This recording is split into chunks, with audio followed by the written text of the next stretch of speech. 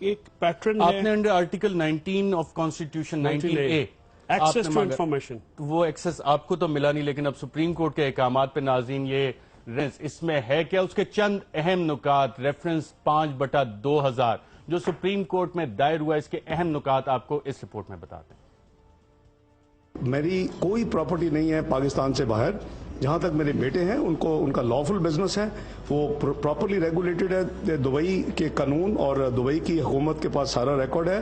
جو میں نے ان کو کیپٹل دیا تھا وہ ان کا بنیادی سرمایہ تھا، جو ان کے ریزلٹس ہیں وہ اب ہمارا وہ معاشرہ ہے کہ ہم بچوں سے نہیں پوچھتے کہ اللہ تعالیٰ نے آپ کو کتنی برکت دی ہے۔ اسحاق ڈار صاحب تو بارہا اپنے شریف خاندان کے لیے کیے گئے منی لانڈرنگ کے اعترافی بیان سے مکرنے کی کوشش کرتے رہے ہیں۔ اسحاق ڈار صاحب کے وکیل عدالت میں اس اعترافی بیان کو کاغذ کا ٹکڑا کہہ چکے ہیں، مگر جسٹس جناب آصف سعید کھوسا کا کہنا تھا کہ یہ کاغذ کا ٹکڑا نہیں بلکہ ثبوت ہے، ایک ایسا ثبوت جس کی اب تک تحقیقات نہ کی گئی۔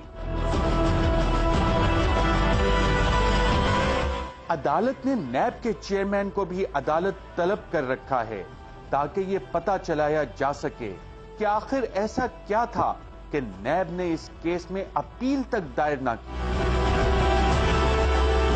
سپریم کورٹ نے نیب سے حدیبیہ پیپر ملز ریفرنس بھی جمع کروانے کی ہدایت کی ہے تاکہ یہ جائزہ لیا جا سکے کہ اس کیس میں کیا تھا۔ اسحاق ڈار کے اعترافی بیان، جس کی بنیاد پر انہوں نے معافی حاصل کر کے سرکاری گواہ بننا قبول کیا تھا، کو اگر غور سے پڑھیں تو شریف خاندان کی مبینہ منی لانڈرنگ کی کہانی عیاں ہو جاتی ہے۔ اسی بیان کو مزید تقویت FIA کی رپورٹ دیتی ہے، اور اگر اس کے بعد آپ نیب کا ریفرنس 5/2000 پڑھ لیں تو حیران رہ جائیں گے کہ تمام تحقیقات، تمام ثبوت اور گواہان ہونے کے باوجود نیب نے اس کیس کو ختم کر دیا۔ نیب کا ریفرنس کیوں کچھ ثابت نہ کر سکا؟ اس کی پہلی وجہ ہمیں نیب کے سابق پروسیکیوٹر کے اس بیان حلفی میں ملتی ہے جو کہ انہوں نے براڈ شیٹ کیس میں امریکہ میں جمع کروایا تھا، جس میں انہوں نے کہا تھا کہ شریف خاندان کو ایک سیاسی ڈیل کی وجہ سے جانے دیا گیا، حالانکہ تمام ثبوت موجود تھے۔ فاروق آدم خان کے مطابق اس وقت شریف خاندان کے بیرون ملک غیر قانونی طریقے سے بنائے گئے اثاثہ جات کا تخمینہ کم از کم $1 ارب لگایا گیا تھا۔ جب شریف خاندان جیل میں تھا تو ڈیل کر کے بیرون ملک چلا گیا، مگر اب تو خیر یہ حکمران ہیں اور اسحاق ڈار صاحب خود وزیر خزانہ ہیں۔ اگر اسحاق ڈار صاحب اب بھی اپنے بیان سے، جو کہ انہوں نے سرکاری وعدہ معاف گواہ بننے کے بعد دیا ہے، مکرتے ہیں تو قاضی خاندان کے بارے میں کیا کہیں گے، اور ان دستاویزات کا جو کہ اب سپریم کورٹ کے پاس موجود ہیں۔ نیب کے ریفرنس پر نظر ڈالیں تو اس میں کم سے کم 34 گواہان بھی شامل ہیں۔ نیب کے اس ریفرنس میں درج ہے کہ جب حدیبیہ پیپر ملز کے اکاؤنٹس کا جائزہ لینا شروع کیا گیا تو معلوم ہوا کہ 1996 سے 1998 کے درمیان کم از کم 642.8 ملین روپے حدیبیہ پیپر مل کے اکاؤنٹ میں شیئر ڈپازٹ منی کی مد میں جمع کروائے گئے۔ اس سے پہلے اس کمپنی کا شیئر کیپٹل صرف 95.7 ملین روپے تھا، جبکہ نقصانات 809 ملین روپے۔ ریفرنس میں مزید لکھا گیا ہے کہ شریف خاندان کے پاس غیر قانونی پیسہ تھا جس کا ماخذ بتانا ان کے لیے ممکن نہیں تھا، چنانچہ انہوں نے اس وقت کی ماڈرن تکنیک یعنی کہ منی لانڈرنگ کے ذریعے غیر قانونی پیسہ بینکوں میں رکھوایا اور بالآخر اس کو اپنی کمپنی میں لے آئے۔ ریکارڈ کے مطابق حدیبیہ پیپر ملز کے شیئر صرف شریف خاندان کے پاس تھے اور کبھی بھی یہ شیئرز کسی خاندان سے باہر کے فرد کے پاس نہیں رہے۔ ریفرنس کے مطابق نواز شریف کے پاس حدیبیہ پیپر ملز کے 3,75,000 شیئر موجود تھے جو کہ انہوں نے اپنی زیر کفالت بیٹی آسمہ نواز کے نام رکھے ہوئے تھے۔ آسمہ نواز اب وزیر خزانہ اسحاق ڈار کے صاحبزادے کی اہلیہ ہیں۔ ریفرنس میں آگے چل کر لکھا ہے کہ کس طرح شریف خاندان نے اسحاق ڈار کے ذریعے جعلی اکاؤنٹ بنوا کر منی لانڈرنگ کی اور پھر 1995 میں جب قاضی خاندان کا نام خبروں میں آنے لگا تو شہباز شریف نے اسحاق ڈار کو کہا کہ اب یہ پیسہ حدیبیہ پیپر ملز کے اکاؤنٹ میں جمع کروا دیا جائے۔ ریفرنس کے مطابق 1998 میں ایٹمی دھماکے کرنے کی وجہ سے پاکستان پر پابندیاں لگا دی گئیں تو یہ کام ادھورا رہ گیا۔ اس وقت تک $294.36 ملین حدیبیہ پیپر ملز کے اکاؤنٹ میں صدیقہ سیدہ محفوظ خادم کے نام سے شیئر ڈپازٹ منی کے نام سے جمع ہو چکے تھے۔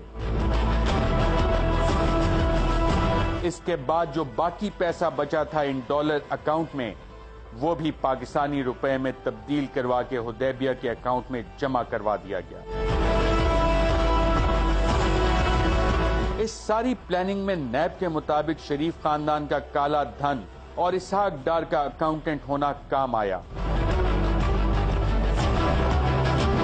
اسحاق ڈار کے ساتھ نیب کے مطابق ایک اہم شخص جو نزدیک تھا جس کا اکاؤنٹ ان غیر قانونی ڈالروں کی ترسیل اور قرضہ لینے کے لیے استعمال ہوا، اس کا نام ہے سعید احمد۔ سعید احمد صاحب آج کل deputy governor state bank of Pakistan ہیں اور نیشنل بینک کی پریزیڈنٹ کے لیے ان کا نام شارٹ لسٹ ہو چکا ہے۔ نیب کے دستاویزات کے مطابق سعید احمد کے ڈالر اکاؤنٹ میں $3.735 ملین ڈلوائے گئے تھے جو کہ بعد میں صدیقہ سیدہ محفوظ خادم نامی خاتون کے نام سے حدیبیہ پیپر ملز میں جمع کروائے گئے۔ نیب ریفرنس کے مطابق جولائی 1995 کے بعد التوفیق، البرکہ اور ایٹلس بینک میں موجود ڈالر سعید احمد کے ایمریٹس بینک میں موجود ڈالر اکاؤنٹ میں جمع کروائے گئے۔ ان ڈالروں کے اوپر قرضے لیے گئے۔ یہ قرضے اسحاق ڈار کی کمپنیوں یعنی حجویری مداربہ اور حجویری ہولڈنگ کے نام پر حاصل کیا گیا۔ اس کے بعد اسحاق ڈار کی ان دو کمپنیوں نے شریف خاندان کی حدیبیہ پیپر ملز کے لیے قرضہ فراہم کیا جس میں صرف ایڈمنسٹریٹو کاسٹ ہی زائد ڈالی گئی، یعنی کہ نیب کے مطابق شریف خاندان نے انڈائریکٹ اپروچ استعمال کرتے ہوئے یہ سب کام کیا۔ نیب کے مطابق اسحاق ڈار کے اعترافی بیان کی مختلف ذرائع سے چھان بین کی گئی اور اس کو سچا پایا گیا ہے اور معافی کی درخواست کے بعد ان کا نام ملزمان کی فہرست سے نکالا گیا۔ نیب کے مطابق یہ سارا پیسہ $1.2 بلین بنتا ہے جو کہ شریف خاندان اپنے کاروبار کے لیے استعمال کرتا رہا اور اس رقم کو حاصل کرنے کے ذرائع نہ بتا سکا۔ نیب کے مطابق شریف خاندان کے ٹیکس ریٹرن اس رقم کو ظاہر نہیں کرتے اور یہ وہی $1.2 ارب ہیں جن کے بارے میں جناب جسٹس آصف سعید کھوسا کا کہنا تھا کہ کسی ادارے نے یہ جاننے کی کوشش ہی نہیں کی کہ ان $1.2 ارب کا کیا ہوا۔ نیب ریفرنس کے مطابق اس سارے کام کے لیے اسحاق ڈار نے اپنے ملازم نعیم محمود کو بولا جس نے ایمریٹس بینک کے برانچ مینیجر کے ذریعے مزید لوگوں سے رابطہ کیا اور بالآخر 24 مارچ 1998 سے 22 اپریل 1998 کے دوران منور زیغم اور کھنانی اینڈ کالیا کے مالک الطاف کھنانی کی مدد سے $3.725 ملین باہر سے پاکستان منگوائے گئے جو کہ حدیبیہ پیپر مل کے اکاؤنٹ میں پہنچے۔ یہ وہی الطاف کھنانی ہیں جو کہ اس وقت امریکہ میں ایک جیل میں ہیں، اور ان پر الزام کیا ہے؟ منی لانڈرنگ کا۔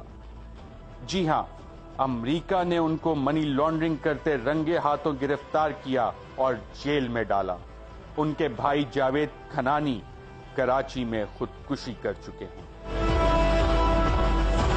اسی ریفرنس میں یہ بھی لکھا ہوا ہے کہ حدیبیہ پیپر مل نے التوفیق انویسٹمنٹ فنڈ لنڈن کے ساتھ ایک آؤٹ آف کورٹ سیٹلمنٹ بھی کی تھی، جس کے نتیجے میں 8.7 ملین امریکی ڈالر ادا کیے گئے۔ نیب کے مطابق اس رقم کا ماخذ بھی مشکوک تھا کہ 8.7 ملین ڈالر کہاں سے آئے۔ سپریم کورٹ میں جب یہ سوال اٹھا کہ 8.7 ملین ڈالر کیسے ادا کیے گئے، تو شریف خاندان ایک قطری خط لے آیا کہ حسین نواز کے دادا ابو اور قطری کا خفیہ کھاتا تھا جس کے ذریعے حساب کلیئر کیا گیا، اور وہ ایک سادہ کاغذ پر بغیر کسی بینک ریکارڈ کے۔ آج بھی حدیبیہ پیپر ملز کے شیئر شریف خاندان کے پاس ہی ہیں، اور اس وقت بھی نواز شریف حدیبیہ پیپر ملز کے 34,34,250 شیئرز کے مالک ہیں۔